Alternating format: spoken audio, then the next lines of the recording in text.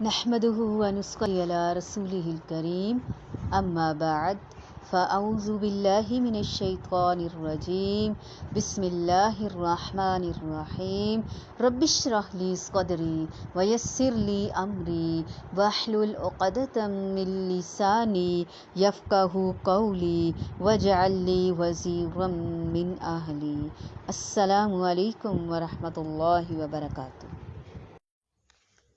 الف با تا سا، ہم نے ان 4 حروف کے مخارج سیکھے تھے۔ آج ہم اگلے حرف کی طرف آتے ہیں۔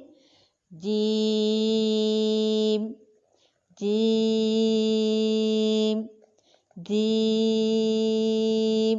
اس حرف کی ادائیگی میں خاص خیال رکھنا ہے کہ چے کی آواز نہ آئے، چے کی طرح کی آواز نہ آئے، کیونکہ چے اردو کا حرف ہے، عربی کا نہیں ہے۔ جیم کو چے سے بچانے کے لیے کیا کریں گے؟ دانتوں کو، جبڑوں کو، مسوڑوں کو آپس میں ایسے گھٹائیں گے نہیں، جوڑیں گے نہیں، کھلا منہ کر کے آرام سے زبان کے درمیان والے حصے کو اوپر تالو کی طرف اٹھائیں گے تو جیم ادا ہوگا۔ زبان کا درمیانی حصہ اور اس کے مقابل تالو، اوپر کا تالو، وسط اللسان بالمقابل اوپر کا تالو۔ کون سی جگہ؟ وہ جگہ جہاں پہ ہم لوگ جب قربانی والا گوشت کھاتے ہیں تو چربی ہمارے تالو کے ساتھ جم سی جاتی ہے اور ہم زبان کو رگڑتے ہیں، بالکل وہاں سے جیم ادا ہوگا۔ جیم، آپ نے دانتوں کو آپس میں نہیں جوڑا۔ ہا ہا، پہلے ہوا خارج ہوگی منہ سے، ٹھنڈی آہ جیسے نکالتے ہیں آواز نکلے گی، پھر جیسے برش کرتے ہوئے بھی ہم یہ آواز نکالتے ہیں، اور جیسے اینک کا شیشہ صاف کرنا ہو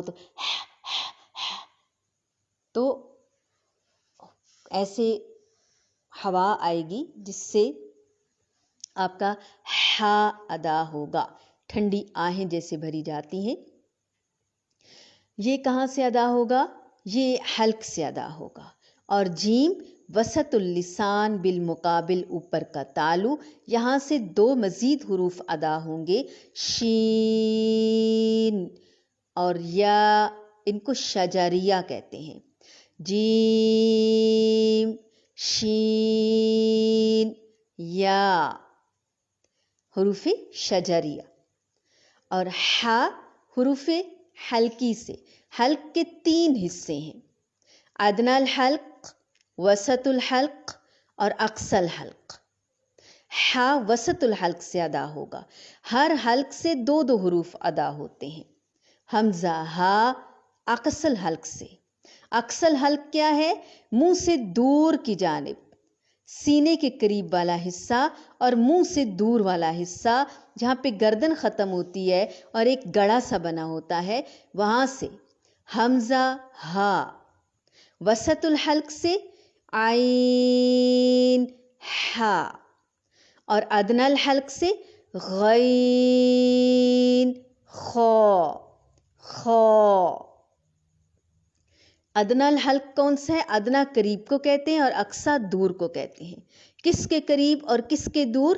منہ سے قریب اور منہ سے دور۔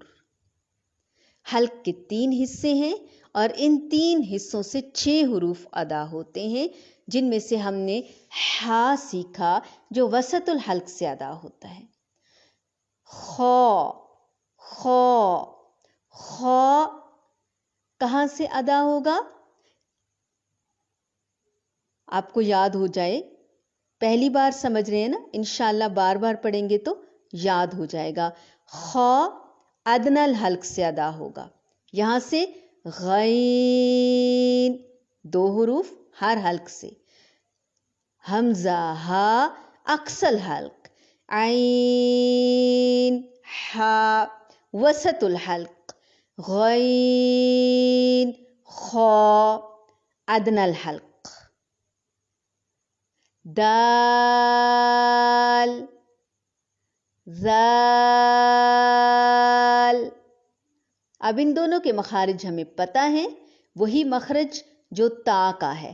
تا کا کیا مخرج تھا؟ زبان کی نوک اور ثنایا علیہ کی جڑ، اور सा का जो मखरज था वही जाल का मखरज है।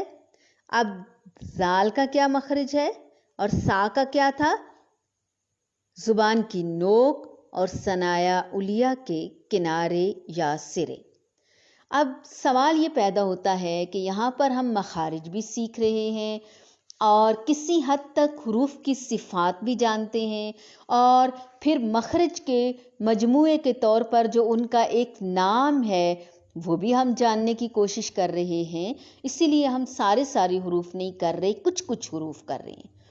उससे ये है कि हमारा इल्म पुख्ता होता जाएगा और थोड़ा थोड़ा हमें ज़हन नशीन भी होता जाएगा। अब अलिफ मुंह के खाली हिस्से से अदा हुआ और यहाँ से वाव और या भी अदा हुए। ये तीनों हुरूफ़े मद्दा हैं, तीनों मुंह के खाली हिस्से से अदा होते हैं और इनको जोफिया कहते हैं। इनको मखरज के एतबार से जोफिया कहते हैं। फिर हमने बा का मखरज सीखा, फिर ता, दाल, तो, इनको मखरज के एतबार से नुतइया कहते हैं। फिर नेक्स्ट हर्फ पर आ जाते हैं, साजाल,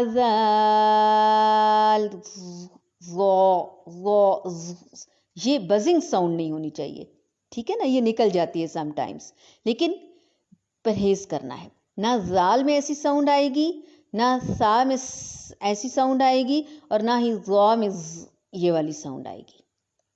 तो इनको हम लोग क्या कहेंगे मखरज के एतबार से? लिसाविया, लिसाविया, ठीक है, मखरज के एतबार से लिसाविया, नितोइया, नितोइया, लिसाविया। ये इंशाल्लाह मैं बार बार बताऊंगी तो आपकी ज़ुबान पे रवां हो जाएंगे। फिर हमने जीम के बारे में पढ़ा तो पता चला यहाँ से भी 3 हुरूफ अदा होते हैं। वसतुल लिसान बिल मुकाबिल ऊपर का तालु, इनको क्या कहते हैं? शजरिया। जीम, शीन, या। फिर हुरूफे हल्की हमने सीखे, 6 हुरूफे हल्की होते हैं और 3 हल्क के हिस्से होते हैं, पार्ट्स होते हैं। इन 3 हिस्सों से 6 हुरूफ अदा होते हैं, हर हिस्से से 2-2 हर्फ। हमजा हा, आइन हा, गैन खा,